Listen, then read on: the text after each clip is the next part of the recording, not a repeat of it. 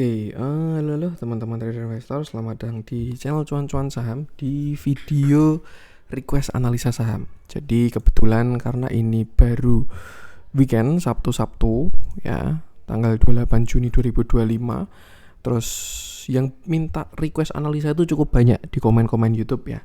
Dan sudah saya summary-kan, nanti akan saya bahas satu persatu mumpung lagi libur. Dan seperti biasa, nanti kita akan masih guide dan juga beberapa saham pilihan yang menarik. Sebelumnya, buat teman-teman yang mau kasih tip, support maupun donasi untuk cuan-cuan saham, bisa caranya tinggal klik link sosial base di deskripsi. Nanti teman bisa kasih tip, support maupun donasi untuk cuan-cuan saham dan juga pesan pribadi untuk saya. Terus buat teman-teman yang ada pertanyaan ketika atau saran, silahkan sampaikan aja. Bisa via DM Instagram maupun komen YouTube, dan insya Allah setiap pertanyaan teman-teman pasti akan saya jawab kalau sudah ada waktu. Lalu juga jangan lupa support terus channel cuan-cuan saham dengan cara like, comment, dan subscribe. Karena support teman-teman itu gratis, tinggal klik aja. Tapi sangat berarti buat konten kreator bisa ini. Jangan lupa juga nyalakan notifikasinya karena ada konten setiap hari dari cuan-cuan saham. Saya sampai Jumat analisa harian, Sabtu dan Minggu konten spesial. Bagi teman-teman yang pengen bergabung ke grup CCS publik itu gratis, itu bisa tinggal klik link yang ada di deskripsi aja. Itu untuk umum, gratis, dan kita akan diskusi-diskusi di situ. Dan saya juga sebenarnya pengen tanya juga ya, kalau misalkan teman-teman kita buatkan grup eksklusif lagi.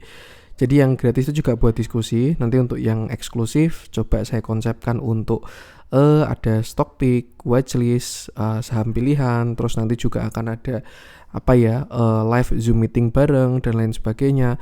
Apakah teman-teman masih berminat kalau misalkan ada grup eksklusif?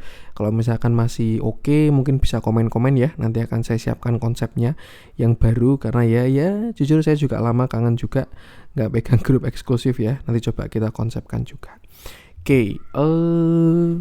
Kita bahas beberapa saham request ya. Ini saya summary-kan dari komen YouTube. Kalau misalkan ada yang belum kebahas, artinya sudah saya bahas di konten biasanya. Kalau enggak, ya mungkin kelewat. Saya mohon maaf. Yang pertama, kalau YSG ini ya masih melanjutkan view terakhir kemarin. Mungkin besok saya bikin konten hariannya juga. Intinya dia break 6 berapa nih? 6924 itu lanjut naik, jebol 6750 dia lanjut koreksi. Biarkan dia mengkonfirmasi dulu higher high atau lower low. Nah, kita langsung ke request saham yang pertama, yaitu Summarecon. Ini cukup banyak yang minta di komen YouTube ya. Mas, bahas Summarecon. Oke, kita bahas. Kemarin Jumat libur, jadi kita pakai transaksi kemarin Kamis. Summarecon kemarin Kamis ya, naik 0,54%, tapi candlenya tidak terlalu bagus. Dan sebelum kita ke view kecil, kita ke view besar dulu. Dimana kalau kita perhatikan monthly-nya sebenarnya Summarecon ini baru di persimpangan jalan. Jujur ya, ini by view agak kurang enak. Kalau misalkan dia sampai jebol. Ini kalau dia jebol 380 sampai berapa nih? 340 ya. Kalau misalkan dia jebol, view-nya jauh. Karena apa? Karena dia punya lower high dan lower low pada structure yang lebih besar. Artinya dia bisa melanjutkan penurunan, downtrend, dan lain sebagainya. Kalau misalkan ditanya kenapa, ini bahkan targetnya pasti support ya, di area 77. Tapi ya kayak nggak mungkin juga kalau misalkan Summarecon turun sampai situ. Tapi ya nggak ada yang nggak mungkin di market ya. Kita lihat aja nanti konfirmasinya. Yang jelas itu by view ya, kalau misalkan Summarecon sampai jebol area 340, maka view-nya ada koreksi yang cukup dalam kalau sampai jebol 340 seperti itu. Itu untuk big view. Kalau untuk katalis ya sama sebenarnya. Kalau kita ingat ya, yang namanya musuhnya saham properti itu suku bunga. Dan kalau sekarang itu kan masih tahan tinggi suku bunganya karena juga baru nggak karu-karuan ya. Inflasi tinggi, tapi bukan disebabkan oleh daya beli masyarakat. Jadi kalau kita perhatikan di lapangan itu juga berat, ditambah juga inflasinya tinggi, nggak karu-karuan lah kondisi sekarang itu. Biasanya suku bunga itu kan dinaikkan karena inflasi tinggi, daya belinya tinggi ya, orang-orang pada punya duit, harga nggak karu-karuan, suku bunga dinaikin biar pada nabung. Tapi yang terjadi sekarang daya beli itu nggak naik, cuman suku bunganya tinggi, jadi udah kesusahan belanja dan ditambah kesusahan jualan juga, dan ditambah daya beli harga bahan pokok itu juga pada tinggi. Makanya banyak yang yang bilang 2025 ini tahun berat, dan itu juga gak dipungkiri ya itu. Nah, Kalau misalkan ditanya kenapa suku bunganya tinggi, karena ini lebih ke global ya. Jadi yang sebenarnya bikin chaos tuh US. Kalau kita perhatikan, US itu chaos, dia naikin suku bunga tinggi. Terus Indonesia walaupun inflasinya nggak tinggi, ikut naikin suku bunga. Kenapa? Karena kalau misalkan dia nggak naikin suku bunga, ya foreign flow-nya, modal-modal asing bakal keluar semua dari Indonesia. Jadi ya itu dinaikkan biar modal asing tidak pada keluar, tetap pada stay di Indonesia. Kalau misalkan ditanya kenapa, ya simpelnya gini lah. Teman-teman nabung ya di negara maju sama negara berkembang tuh mungkin ibarat kata bank kelas 1 sama bank nggak jelas gitu ya. Teman-teman punya uang 10 triliun nih, apakah lebih mending nabung di bank kelas 1 yang terjamin dengan bunganya 1% aja, atau di bank nggak jelas dengan bunganya misalkan sama-sama 1%. Nah, kalau misalkan persenannya sama, pasti kan pilih yang lebih terjamin kan, kayak gitu. Nah, apalagi yang terjamin ini baru naikin suku bunga. Terjamin ini baru naikin suku bunga ke 3% kayak gitu. Nah, yang bank nggak jelas ini kalau misalkan dia nggak naikin lebih tinggi, apa dasarnya orang memilih bank nggak jelas ini kayak gitu. Yaitu ilustrasi simpel ya. Kenapa kok ketika US naikin suku bunga semuanya harus pada naikin suku bunga? Karena kalau misalkan nggak dinaikin, flow asingnya pada keluar. Jadilah ini yang terjadi sekarang di IHSG di Indonesia. Dan saya pun juga jujur berharap ya ini ekonomi segera membaik juga lah. Tuh karena berat yang namanya nggak ada likuiditas itu. Kata mau jualan lah, mau kerja lah, mau usaha lah, mau apapun itu berat kalau likuiditas nggak banyak di masyarakat. Karena Indonesia itu juga sebenarnya dia based on consumption ya. Jadi kenapa kok kita itu pilarnya UMKM? Karena sebenarnya yang bikin Indonesia maju itu konsumsi masyarakatnya tinggi. Itu yang bikin uang mengalir. Kalau ngomongin perusahaan formal dibandingkan UMKM aja bahkan banyakan UMKM ya. Jadi ya itulah dinamika negara kita. Kembali ke Sumarekon ya. Kemarin ketika dia bottom di sini 340 sempat rebound naik sampai ke area 450. Saya kira juga bakal ada kelanjutan kenaikan dari si saham-saham properti ini. Cuman ternyata market berkata lain. Kemarin flow-nya larinya ke itu saham-saham komoditas dan lanjut menurun sampai 360. Kalau kita perhatikan sebenarnya area ini mungkin sudah masuk area Fibonacci ya. Nah ini udah masuk area pullback 362 sampai 382 dan sebenarnya ini mirip sama kayak IHSG. Jadi Sumarekon ini selama dia tidak jebol 362 itu arahnya sudah ke atas. Ya, dia ini cenderung sideways, bukan sideways ya. Jadi maksudnya sudah terlihat ada bottomnya. Ini kan dia kan high, low, lower high, lower low, lower high, tapi belum ada lower low-nya. Kalau misalkan dia nanti breakout 384, itu akan ada yang terjadi namanya higher high. Low, high, higher low, higher high. Itu perubahan tren. Tapi kalau misalkan dia jebol 360, maka dia membentuk yang namanya lower low dan akan melanjutkan penurunannya. Seperti itu. Jadi untuk sekarang, kalau view paling kecilnya, itu perhatikan 384 dan 360. Jebol 360 Sumarekon lanjut turun, break 384 dia akan menguat. Seperti itu. Nah, sebenarnya kalau misalkan dari view medium ya, view menengah, tadi kan big view-nya udah, view kecil udah, view menengah ini sebenarnya cukup bagus tuh. Dia sudah berhasil breakout downtrend line di sini. Ini kan ada sebuah downtrend ya, minor lah. Berhasil break, cuman ya reject 0,382 lalu koreksi lagi. Ini jujur baru di persimpangan jalan kalau saya lihat ya, Sumarekon ini. Tuh, amannya sih ini, perhatikan ini dulu. Misalkan dia break 384 bahkan bisa masuk ke watchlist. Karena dia potensi naik ke 426, retrace 402 lalu bahkan bisa reversal sampai 590-an. Itu kalau misalkan dia breakout 380. Tapi kalau misalkan dia jebol 360, maka next stop adalah di 340. Dan menurut saya kalau misalkan dia jebol 340 ya, kalau berdasarkan big view tadi, 340-nya sampai jebol ya nggak bagus juga untuk Sumarekon. Karena dia punya lower low pada view yang lebih besar lagi.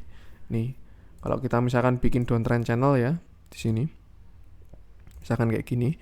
Nah, ketika nanti dia jebol 340, dia akan punya lower low. Bisa aja dia bahkan turun sampai 230 dan seterusnya. Yang jelas itu untuk Sumarekon, gunakan area tadi dan jangan lupa selalu batasi resiko. Toleransi akhir 340. Kalau sampai 340-nya jebol, saya rasa sih ya jangan dilawan ya, kecuali kita bisa nge-short.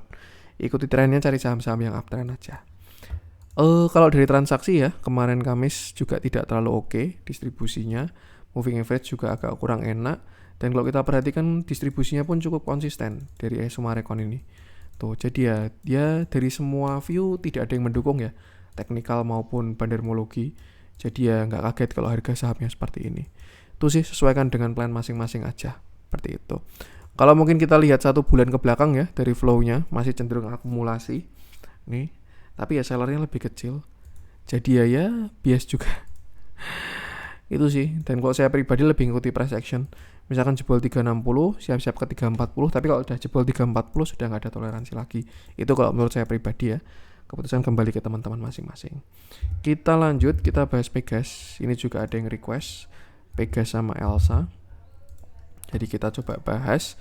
Oke, ini sebenarnya kemarin udah kita bahas ya, Pegas ini. Ketika kemarin dia naik sampai ke 1875, itu sudah saya peringatkan dia berpotensi membentuk yang namanya rising wedge ya. Agak kurang enak naiknya, dan ternyata memang koreksinya adalah dividen. Dividennya cukup besar, 182. Kemarin dia cumdit di 1870, artinya hampir 10% sendiri. Turun sampai 1720 dividen trap, lalu sekarang sampai 1550. Yang agak disayangkan gapnya belum ketutup dan sudah ada candle hijau lagi. Nah, kalau kita bahas bigger view-nya dulu untuk Pegas ini, Monthly ya. Ini sebenarnya juga saham yang apa ya? Kalau saya bilang, saya juga pernah apa ya bahasanya? Punya view yang sangat bagus di Pegas ini. Tuh, cuman memang marketnya masih berkata lain, dia masih belum dikasih lewat 2000. Pegas ini kalau misalkan dia berhasil bertengger di atas 2000 ya, perjalanannya jauh ya, karena dia punya reversal pada time frame yang sangat besar.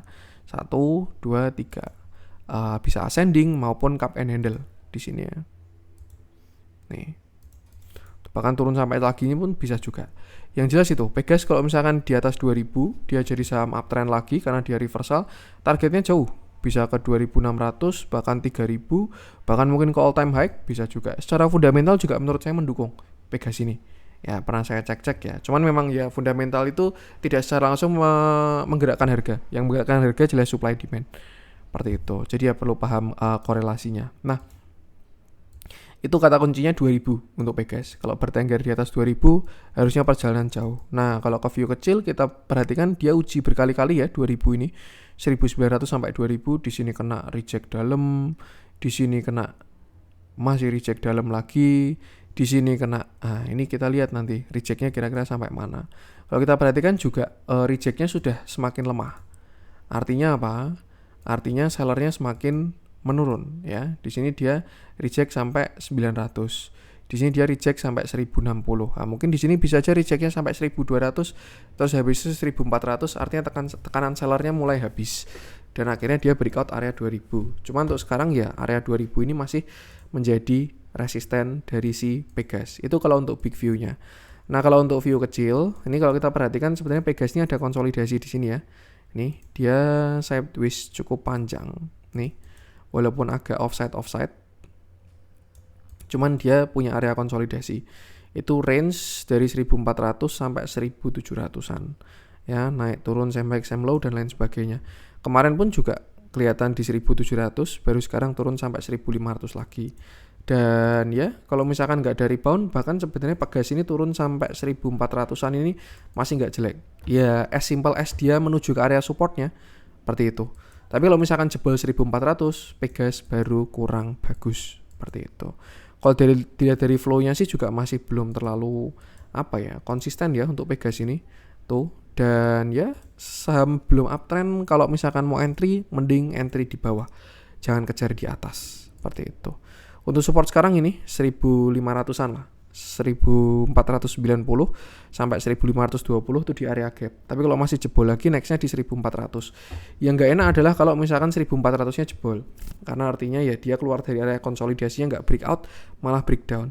Terlepas dari siapa pemegang kawakan, investor kawakan yang pegang ya, ada Pak LKH dan lain sebagainya.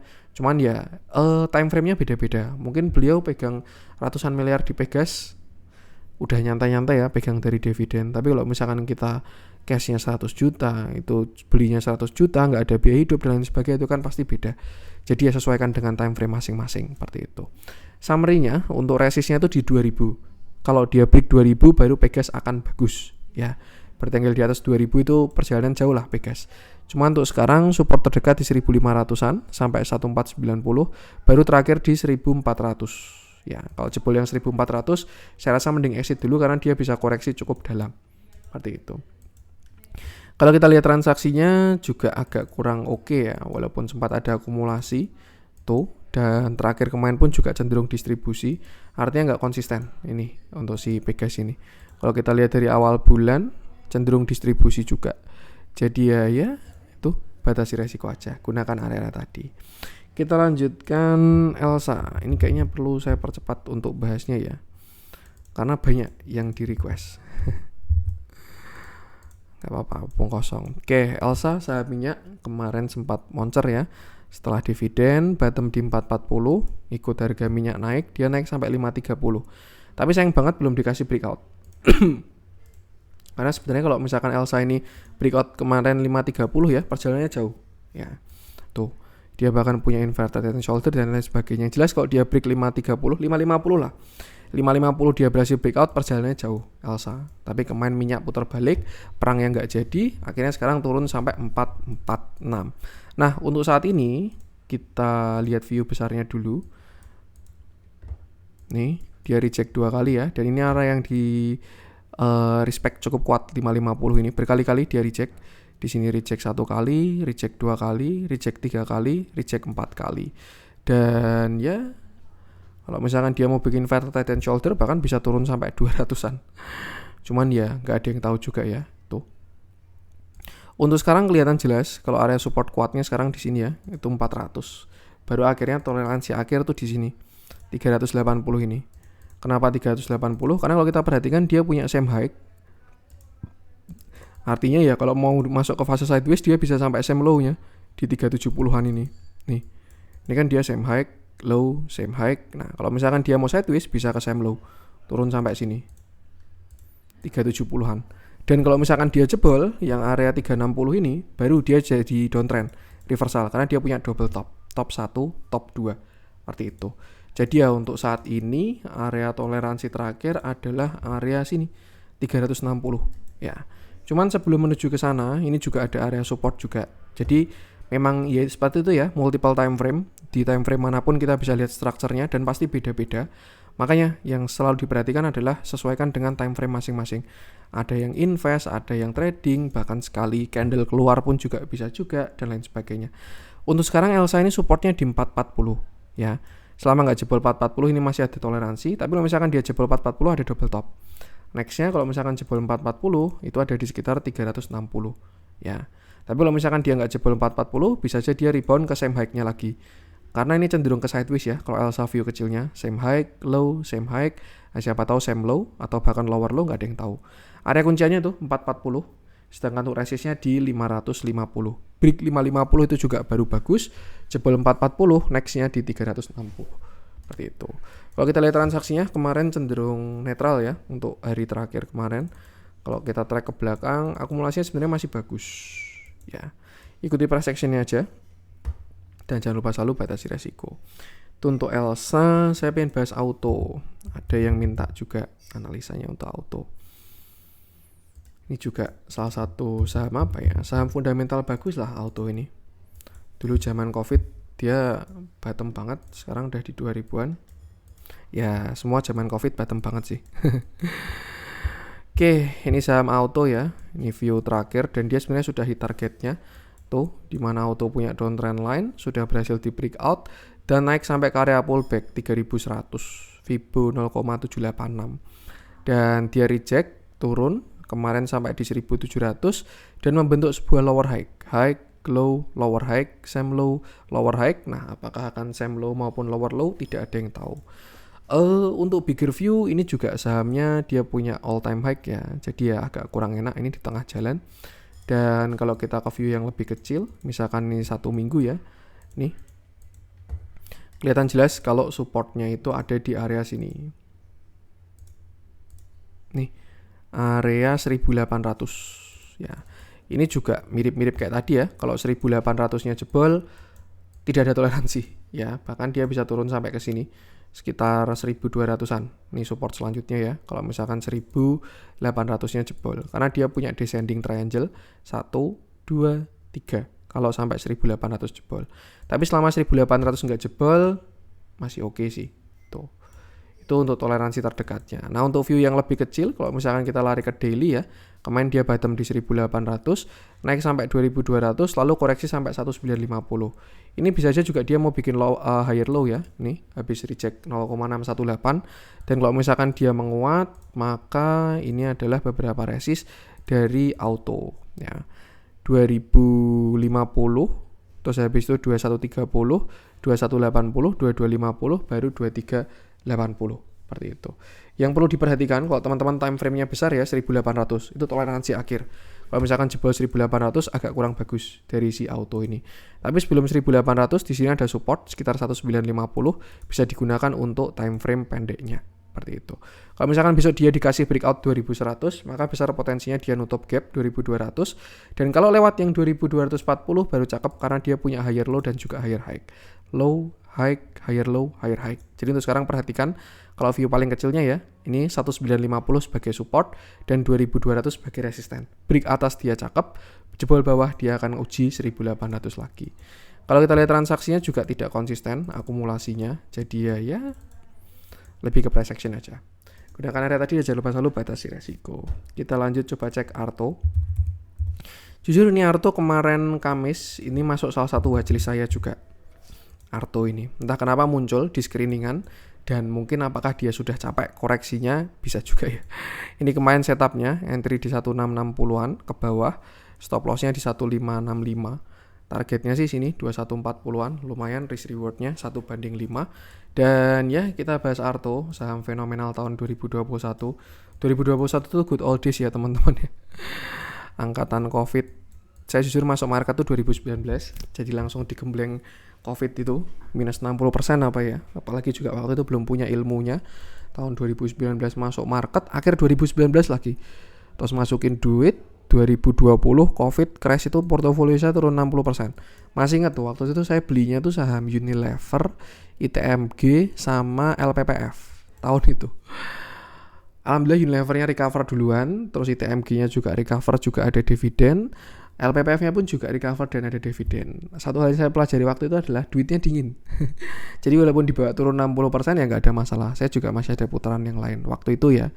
Terus akhirnya juga Covid menyesuaikan, nah, terus habis itu fokus di saham.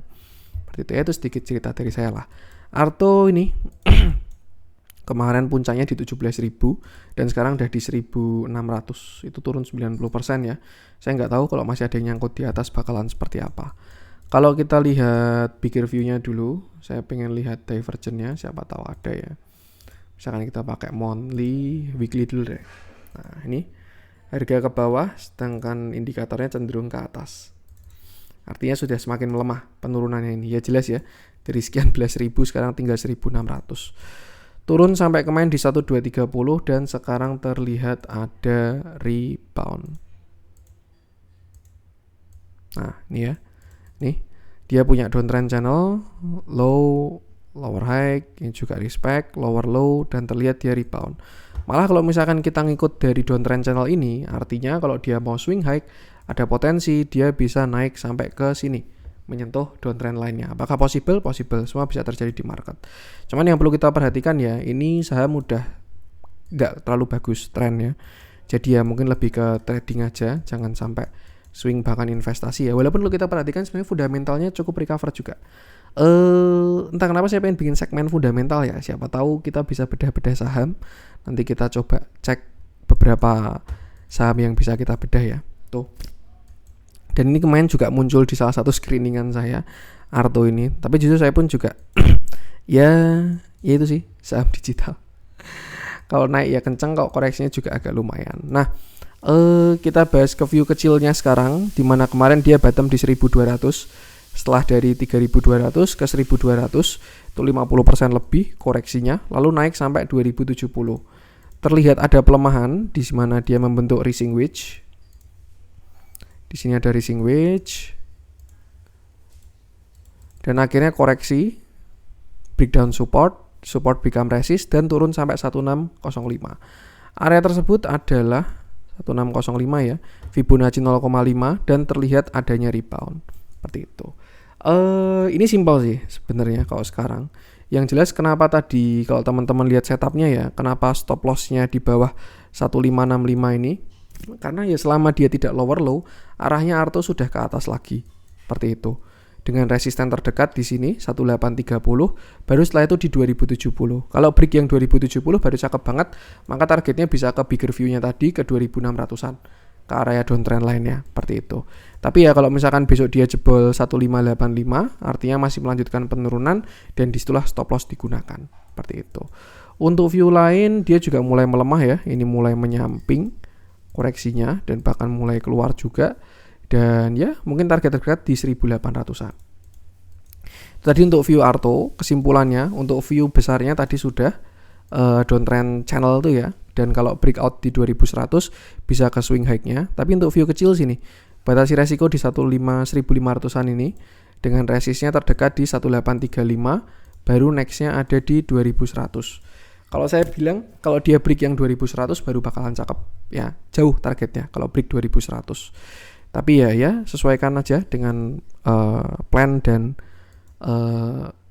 posisi teman-teman, seperti itu. Untuk support sekarang saya rasa di sini 1650-an dan stop loss tadi ya di bawah 1585-an. Resisten terdekat 1835 baru 2100. Kalau kita lihat dari bandarmologinya, transaksi terakhir juga cenderung distribusi, nggak ada yang ngumpulin barang juga, dan ya itu untuk Arto. Selanjutnya MBMA kayaknya udah kita bahas kemarin ya, kita bahas Unilever deh. Ini ada yang request juga. Unilever Indonesia. Oke, ini mirip bentuknya sama kayak Arto ya. Sebenarnya kemarin juga ada kita bahas juga untuk si Unilever ini. Oh, ini malah dapat stock pick ini ya. Besok Senin bisa dieksekusi kayaknya. Kalau dilihat dari bentuknya ya. Oke, Unilever ini juga saham downtrend. Terus kemarin bottom di 985, naik bikin ascending. 1 2 3 breakout reversal. Tidak berhasil bertahan di sini, dia sebenarnya mau bikin continuation lagi, tapi milih breakdown instead of breakout. Itulah makanya stop loss dibutuhkan ya. Dia mau bikin continuation, tapi malah jebol bawah dan koreksi sampai ke 1350.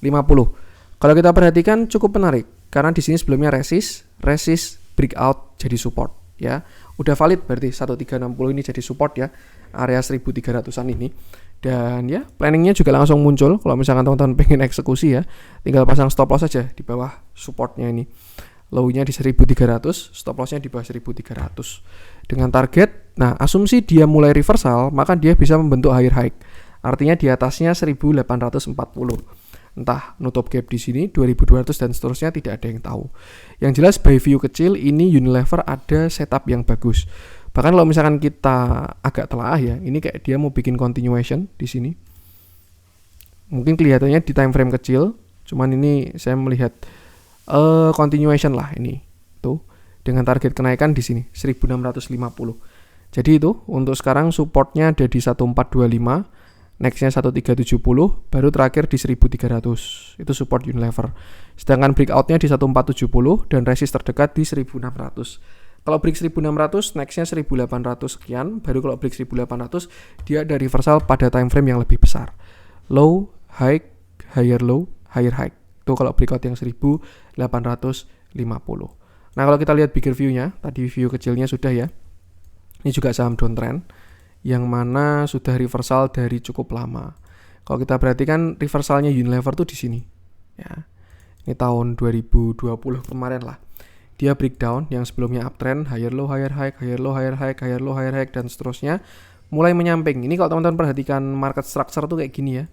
Di sini dia uptrend, higher low, higher high terus. Di sini dia mulai menyamping, same low, same high. Di sini dia mulai koreksi downtrend, reversal sampai bottom di 955. Kalau misalkan ditanya 955 area apa, mungkin bisa aja masuk golden pocketnya. Agak offset ya, seperti itu. Dan ya untuk sekarang Unilever ini masih saham downtrend karena dia belum punya reversal lagi setelah kemarin dia koreksi. Banyak sinar-sinar di sini lah, sinar-sinar downtrend ya, dan kita bisa tarik dari manapun, yang mana jelas dia kelihatan kalau downtrend. Nah, kita ke time frame yang lebih kecil biar kelihatan ya mana yang sudah di break, dan saya rasa sih masih baru yang di sini nih. Nah ini ya, tuh yang bisa kita tarik Fibo-nya dari atas sampai ke bawah. Dan ya ini juga bukan jadi suatu alasan kenapa bukan tanpa alasan dia reject di 1820 karena kemarin juga Fibonacci 0,5. Selain itu juga area resist ya. Untuk selanjutnya resistnya di sini. Kalau misalkan besok dia break 1800 ya. Tuh 1840 ini kalau dia break 2180 resist selanjutnya. Baru setelah itu di 3300. Lumayan dapat watchlist 1 ya kalau misalkan mau dieksekusi. Karena kalau dilihat dari bentuknya agak enak. Ya. Tuh si Unilever ini. Naiknya cukup kuat, koreksinya juga volume kecil-kecil. Indikasi naik turun yang bagus itu seperti ini. Seperti itu. Tinggal ya sesuaikan dengan trading plan-nya. Kita lihat transaksi. Nah, price action bagus. Ini juga auto bagus juga transaksinya. Kalau kita lihat ke belakang ada yang ngumpulin barang. Ini lebih ke time frame kecil banget ya teman-teman ya. Ini mungkin rebalancing, dibuang, diangkut, terus dikumpulin, mau di reversalin, bisa juga. Ini kayaknya juga bakal jadi watchlist besok Senin ini. Unilever ini. Tuh. Ada yang ngumpulin akhir-akhir ini. Cuman kalau ngomongin big view ya masih belum kelihatan bagus. Seperti itu. Manfaatkan buat trading pendek dulu aja. Minimal nutup gap lah 1540 ini. Seperti itu. Itu untuk Unilever. Kita lanjut gudang garam.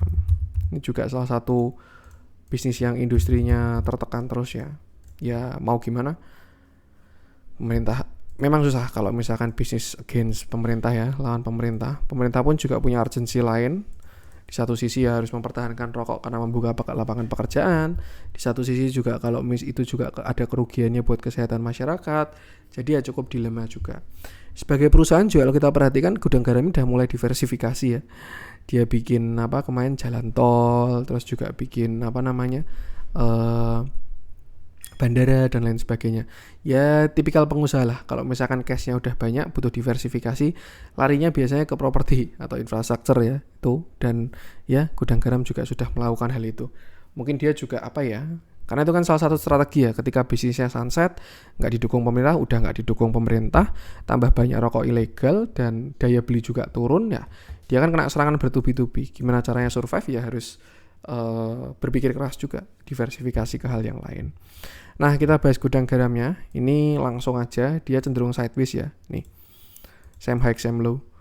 Low, high, same low. Maka dari itu, kalau misalkan dia menguat, selama tidak jebol 8.600, target kenaikannya adalah di area sini. 10.500. Itu area same high-nya ya. Tuh, dan nanti dia breakout atau breakdown itu baru menentukan arah. Kalau misalkan dia udah naik sampai ke atas turun lagi bisa juga kalau dia masih mau sideways. Tapi kalau misalkan dia breakout, nah itu baru ada reversal kecil seperti itu. Jadi ya untuk sekarang supportnya di 8650 dan toleransi akhir di 8500. Jebol 8500 saya rasa out dulu karena ini saham downtrend dan kalau jebol 8500 dia masih lower low lagi yang artinya melanjutkan penurunan. Sedangkan untuk resist terdekat di sini 9.600, baru nextnya di 10.500. Kalau break yang 10.500 baru ada reversal pada time frame kecilnya, seperti itu. Kalau kita lihat view besarnya juga mirip-mirip sama kayak siapa tadi, Unilever ya. Nih, dia juga sudah reversal ketika jebol 34.000. Ini area cukup di respect ya, support, breakdown, pullback, lower low turun sampai 7.900-an. Saya sih pengen bilang sebenarnya kalau misalkan ada pilihan saham lain, pilih saham lain aja. Cuman ya siapa tahu teman-teman ada yang nyangkut dan lain sebagainya. Yang jelas itu kalau misalkan berhasil keluar dari 10.500-nya baru gudang garam bagus. Karena dia punya short term reversal seperti itu. Nih ya. Break 10.600 baru punya double bottom. Tapi kalau dia jebol 8.500 maka akan melanjutkan penurunan. Seperti itu. Kalau kita lihat di transaksi tidak ada yang konsisten ngumpulin barang, cuman kemarin ada big akumulasi ya. Ya ini setup sideways sih. Entry di bawah, jual di atas, entry di bawah, jual di atas, entry di bawah, jual di atas dan lain sebagainya. Makanya kemarin ketika support ada yang cover juga ya. Seperti itu. Selama nggak jebol 8.600 arahnya itu tadi 96 sama 10.5. Seperti itu. Itu untuk gudang garam. Saya lanjutkan MAPA. Ada yang tanya. Kakaknya MAPI ini ya. Dan kalau kita perhatikan big review-nya, mungkin kita ke big review dulu aja sebelum ke small view ya. Agak kurang enak ini view-nya ya. Saya mungkin bisa merekomendasikan pilih saham lain aja. Kemarin dia bottom di sini 173. Zaman Covid juga ini ya, 2021 2022. Naik sampai puncaknya di 1100-an ya. Lalu terlihat jelas dia punya double top.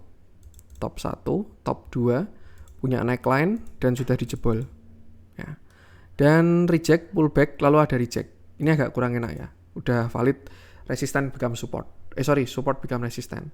High, low, same high, lower low, lower high. Nah, kalau misalkan dia sampai jebol yang 500, maka dia akan downtrend dan lower low. Bahkan kalau misalkan 500-nya jebol, mapa ini saya rasa bisa ke sini. Sekitar 330-an. Kalau 500-nya jebol, karena dia akan punya lower low. Seperti itu. Jadi ya sekarang area krusialnya ini 500, di mana kemarin dia reject di sana ya. 500 nih cukup di respect juga kalau kita lihat tahun-tahun ke belakang ya.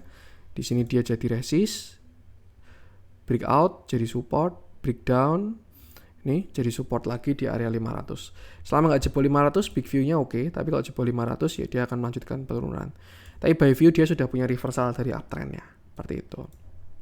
Semoga nggak bingung ya teman-teman ya. Kalau kita ke view kecil, kita pakai daily 1 hari, ini juga agak kurang enak karena dia punya double top lagi double top ya. Top 1, top 2, breakdown tapi volumenya nggak terlalu bagus. Nggak terlalu jelek volumenya. Biasanya masih false break kayak gini ya. Atau dia mau bikin continuation pun bisa juga. Nih. Jadi nggak langsung breakdown double top, tapi bikin pullback dulu continuation, baru turun lagi. Seperti itu. Jujur no view ya. Ini kalau teman-teman baru mau entry mapa sih, saya agak kurang oke view-nya dari si mapa. Mending cari saham yang lain. Seperti itu. Untuk support sekarang ini 600. Kalau 600-nya jebol, saya rasa besar arah ke 500. Dan kalau jebol yang 500 baru lebih jelek lagi. Seperti itu. Tuh, untuk resistennya di sini 685 baru 770. Jadi mungkin kita garis saja. Ini 685. Lalu supportnya di sini 610. Baru setelah itu resistnya di sini 775 dan terakhir di 500 ya. Simpelnya gini, kalau misalkan dia jebol 610, arah selanjutnya ke 500. Tapi kalau besok dia break 685, arah selanjutnya ke 775. Apa yang harus dilakukan? Nah, teman-teman tinggal sesuaikan aja posisinya, punya barang atau enggak, baru mau beli atau enggak, strateginya seperti apa dan lain sebagainya. Jadi memang dalam cari trading plan atau stock pick itu pertama screening, cari yang potensi mau jalan, itu jelas. Terus habis itu dilihat setupnya dan juga view-nya. By transaksi cenderung distribusi juga agak kurang enak view-nya dari mapa ini. Itu untuk mapa. Next kita bahas ADMR. Ada yang tanya juga. Nih kemarin juga ada view ya, saya di ADMR. Dan ya memang belum dikasih jalan untuk ADMR ini. Terakhir ADMR ini saham fenomenal juga. Nih saham fenomenal tahun 2021, good old days banget 2021-2022 itu habis Covid ya. Ini IPO dari Rp100 sampai Rp3.000. Saya ingat dulu di sini kena MSCI apa ya? Saya lupa rebalancing. Pokoknya setelah itu ADMR sudah tidak seindah dulu lagi. Dan akhirnya turun, kemarin bottom sampai 715 dan sekarang terlihat rebound. Ini langsung kelihatan ya, ada potensi dia mau bikin descending dan itu sangat tidak enak. Support terakhirnya kalau big view-nya di sini berapa ini? 770. Sedangkan untuk downtrend descending-nya di sini. Tuh. Mungkin kalau misalkan dia naik mentok sampai 1100-an, kejedot downtrend line turun lagi itu bisa. Tapi kalau breakout downtrend line-nya itu baru bagus. Ya. Simpelnya kalau kita balik Fibo-nya dari sini sampai sini, nah maka target kenaikannya di sini 1100 sampai 1300-an. Nih. Jadi mungkin ya kalau untuk view-nya misalkan besok dia dikasih menguat sampai sini terus baru koreksi lagi. Itu kayaknya sih seperti itu. Cuman ya nggak ada yang tahu ya, biarkan market yang mengkonfirmasi. Tapi kalau dari view itu big view, dia kalau sampai jebol yang 700 no toleransi. Wajib exit karena nggak tahu bottomnya di mana ya kalau sampai 700-nya jebol. Seperti itu. By big view juga agak kurang enak. Tapi kalau di momentum jangka pendek ini terlihat ada sebuah trading plan lah. Maksud saya bisa dimanfaatkan lah kenaikan jangka pendeknya. Naiknya juga cukup bagus. Ini volumenya gede-gede waktu naik, waktu turun volumenya kecil-kecil. Kelihatan di sini dia mau bikin uptrend channel ya, walaupun sempat patah nih. Cuman kalau saya lihat yang lain sih ini cenderung kayak ascending atau cup and handle, breakout volumenya mendukung dan koreksi seperti itu.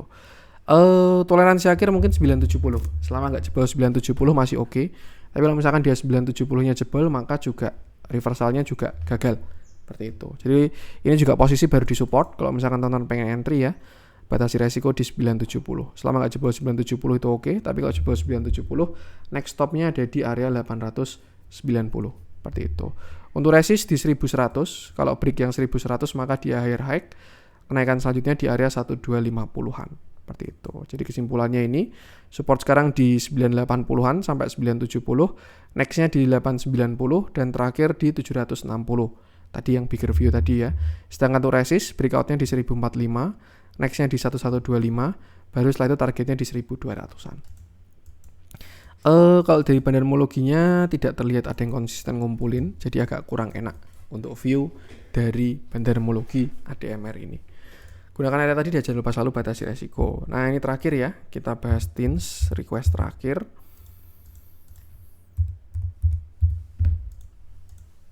Oke, dimana kemarin TINS naik 2,55%. Habis bagi dividen juga, lumayan juga yieldnya, Rp63 ya. 63 kalau 1.200 kan berarti 55%.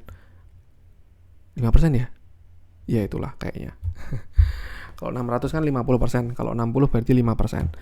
Jadi dia cum date-nya di berapa ini? 1.100, maka lebih dari 5%, maka dividend trap adalah suatu yang sangat wajar.